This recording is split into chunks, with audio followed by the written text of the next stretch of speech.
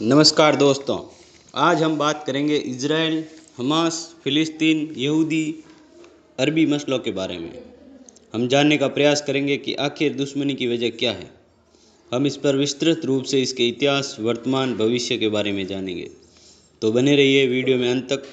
आपने बहुत कुछ सुन रखा होगा इज़राइल और यहूदी धर्म और अरब से दुश्मनी के बारे में, लेकिन हम वो सब छुपे हुए तथ्य आप तक पहुंचाने का प्रयास करेंगे।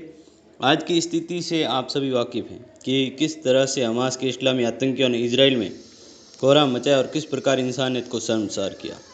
जवाबी कार्रवाई में इजराइल ने भी हमास को ख़त्म करने की कसम खाई है।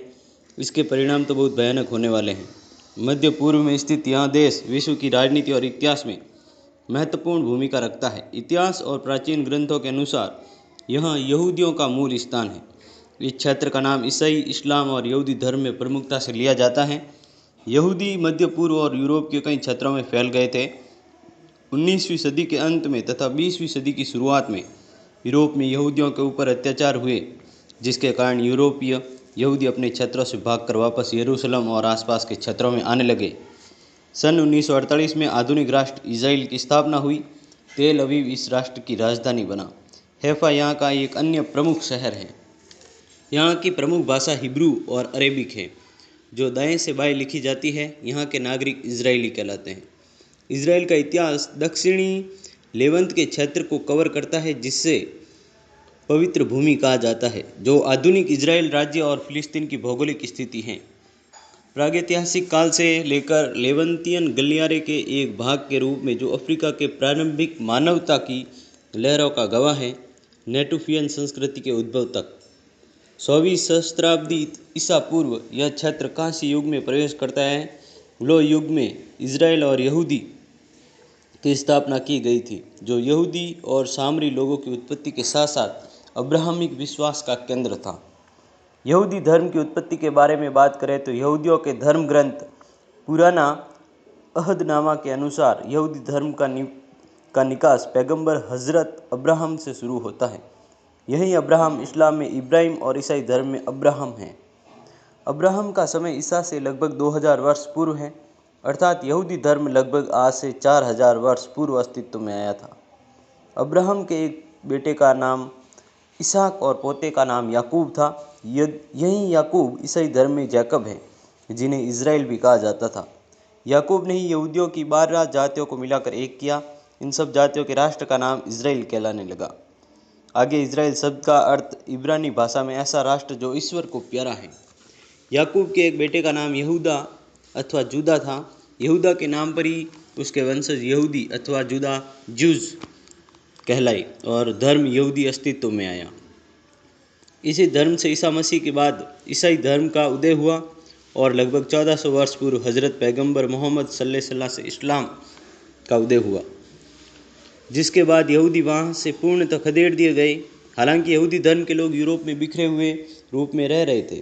तब 20वीं सदी के शुरुआत में यहूदियों का कत्लेआम होना शुरू हुआ।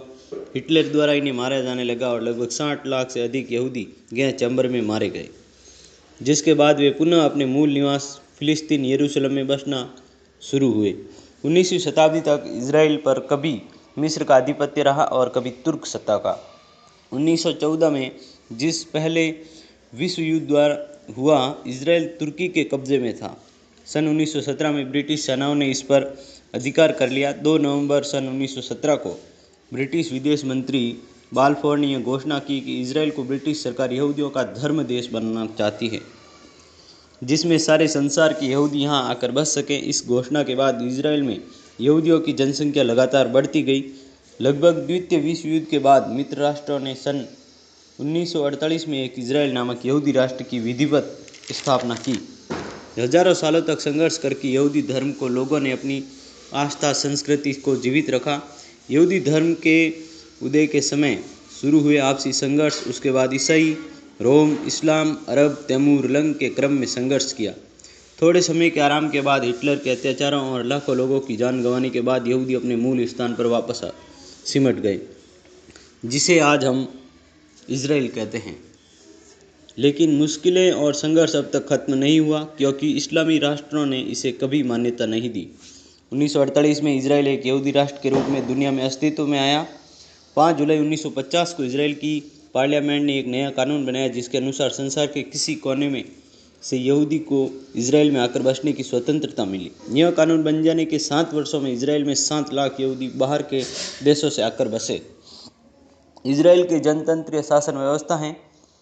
वहाँ एक संसदीय पार्लियामेंट है जिसे सीनेट कहते हैं। इसमें 120 सदस्य सानुपातिक प्रतिनिधान की चुनावी प्रणाली द्वारा प्रति 4 वर्षों के लिए चुने जाते हैं। इजराइल का नया जनतंत्र एक और आधुनिक वैज्ञानिक साधनों के द्वारा देश को उन्नत बनाने में लगा हुआ है, तो दूसरी और पुरानी परंपराओं को भी पुनर्जीवित कर दिया है, जिनमें से एक है शनिवार को सारे कामकाज बंद कर देना। इस प्राचीन नियमानुसार आधुनिक इजराइल में शनिवार के पवित्र सब्त के दिन रेलगाड़ियां तक बंद रहती हैं। यहूदियों ने ही पश्चिमी धर्मों में नबियों और पैगंबरों तथा इल्हामी शासनों का प्रारंभ और प्रचार किया। उनके नबियों ने, विशेषकर 6ठी सदी ईसा पूर्व के नबियों ने, जिस साहस और निर्भीकता से श्रीमानों और असुरी सम्राटों को धिक्कारा है और जो बाइबिल की पुरानी पोथी में आज भी सुरक्षित है, उसका संसार के इतिहास में सानी नहीं। उन्होंने नेबूखदनेजार की अपनी बाबुली कैद में बाइबिल के पुराने 5 खंड प्रस्तुत किए। इसी से बाबुल के संबंध से ही शायद बाइबिल का यह नाम पड़ा। 1948 ईस्वी में पहले फिलिस्तीन ब्रिटेन के औपनिवेशिक प्रशासन के अंतर्गत एक मैंडेटेड क्षेत्र था। यहूदी लोग एक लंबे अरसे से फिलिस्तीन क्षेत्र में अपने एक निजी राष्ट्र की स्थापना के लिए प्रयत्नशील थे। इसी उद्देश्य को लेकर संसार के विभिन्न भागों से आकर यहूदी फिलिस्तीन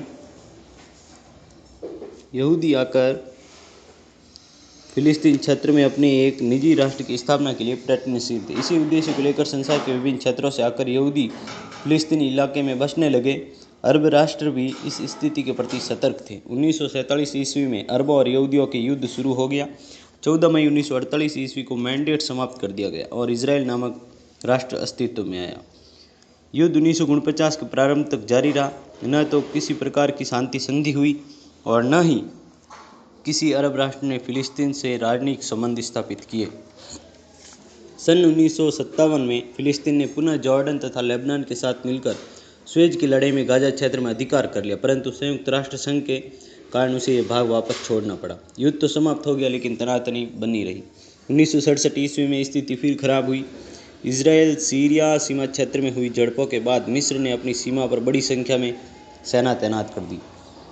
रक्त सागर में जहाजरानी पर मिस्र द्वारा रोक लगा दी गई। 5-6 जून की रात्रि को इजराइल ने मिस्र पर जमीनी और हवाई आक्रमण शुरू कर दिए।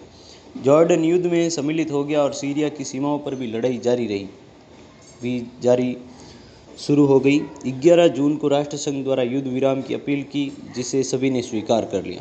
इस समय तक गाजा पट्टी, स्वेज नहर के तट तक सिनाई प्रायद्वीप के भूभाग, जॉर्डन घाटी तक जॉर्डन के भूभाग, जेरूसलम तथा गैलिनी सागर के पूर्व में स्थित सीरिया के गालन नामक पर्वतीय भाग पर अधिकार कर लिया, जिसमें क्यूनेत्रा नहर भी शामिल है। जेरूसलम को तत्काल फिलिस्तीन का अभिन्न अंग घोषित कर दिया गया, लेकिन शेष विजित इलाके को अधिकृत क्षेत्र के रूप में ही रखा गया। फरवरी 1969 ईस्वी में लेवी एस्कॉल की मृत्यु हो जाने पर जमाल अब्दुल प्रधानमंत्री नियुक्त हुए। युद्ध विराम रेखा पर और विशेष रूप से अधिकृत स्वेज क्षेत्र में तथा अरब राष्ट्रों एवं फिलिस्तीनी गुरिल्ला संगठन के बीच छोटी मोटी झड़पें चलती रही, जिनका अंत अगस्त 1970 में हुए युद्ध विराम समझौते के बाद ही हुआ। वर्तमान स्थिति की बात करें तो सभी मुस्लिम राष्ट्र फिलिस्तीन के समर्थन में हैं, लेकिन वे ऐसे समर्थक हैं जो इजराइल का तो खात्मा चाहते हैं, लेकिन वे फिलिस्तीनी लोगों को अपने देश में शरण नहीं देना चाहते। ये कैसा समर्थन है? बात जाहिर सी है, गल्फ कंट्रीज़ को एकमात्र यहूदी राष्ट्र खटकता है। हमास द्वारा जिस प्रकार हमला हुआ उसका जवाब तो यही होना चाहिए था। अरब 10 लाख से ज़्यादा लोग घर छोड़कर जा चुके हैं, लेकिन 100% मुस्लिम आबादी वाले देश उन्हें शरण देने को तैयार नहीं। दरअसल हज़ारों फिलिस्तीनी राफ़े में मिस्र बॉर्डर खुलने का इंतज़ार कर रहे हैं। मिस्र के राष्ट्रपति अब्दुल फतेह अल सीसी ने कहा है कि हम फिलिस्तीनी नागरिकों को मिस्र नहीं आने दे सकते, क्योंकि इजराइल फिलिस्तीनी लोगों को मिस्र में घुसाना चाहता है। वही वेस्ट बैंक से लगे जॉर्डन ने भी फिलिस्तीनी लोगों को शरण देने से इनकार कर दिया। जॉर्डन के किंग अब्दुल्ला द्वितीय ने कहा है कि हमारे यहाँ पहले से कई सारे शरणार्थी हैं और हम और शरणार्थी नहीं झेल सकते। मिस्र एक और तो फिलिस्तीन का समर्थन करता है, लेकिन शरणार्थी लेने के समय उसका कहना है कि बड़े पैमाने पर विस्थापन होने से हमास और अन्य फिलिस्तीनी आतंकी संगठन उसकी ज़मीन पर आ जाएंगे, जो उसकी शांति के लिए खतरा बन जाएगा। युद्ध की वो बातें जो इतिहास बदल सकती हैं। हमास के प्रवक्ता अबू ओबेदा ने कहा कि गाज़ा पर इजराइल की ओर से दागे गए एक रॉकेट के बदले में इजराइल के एक बंदक को मार दिया जाएगा, जिसे सार्वजनिक मौत के घाट उतारा जाएगा। लेकिन पहल हमास की, उसने 5000 रॉकेट एक साथ इजराइल पर दागे, रेप और बहुत कुछ। जो भयानक तस्वीर इजराइल ने देखी, उसके बदले में तो इजराइल की कार्रवाई ही सही है। अमेरिका, फ्रांस, ब्रिटेन, इटली और जर्मनी ने संयुक्त रूप से इस लड़ाई में इजराइल के समर्थन की बात कही। सऊदी अरब के प्रधानमंत्री मोहम्मद बिन सलमान ने कहा कि वे फिलिस्तीनियों के अधिकार, उनकी उम्मीदों, महत्वाकांक्षा और शांति के लिए साथ खड़े हैं। इजराइल ने कहा है कि उसकी कार्रवाई के बाद गाज़ा कभी पहले जैसा नहीं रहेगा। तुर्की के राष्ट्रपति रेचप तैयब अर्दोआन ने कहा है कि अमेरिका के जंगी पोत भेजने से क्षेत्र में नरसंहार हो सकता है। आपकी क्या राय है? आप किसके साथ हैं? क्या आपको लगता है कि ये युद्ध कहीं तीसरे विश्व युद्ध की ज़मीन तो तैयार नहीं कर लेगा? वीडियो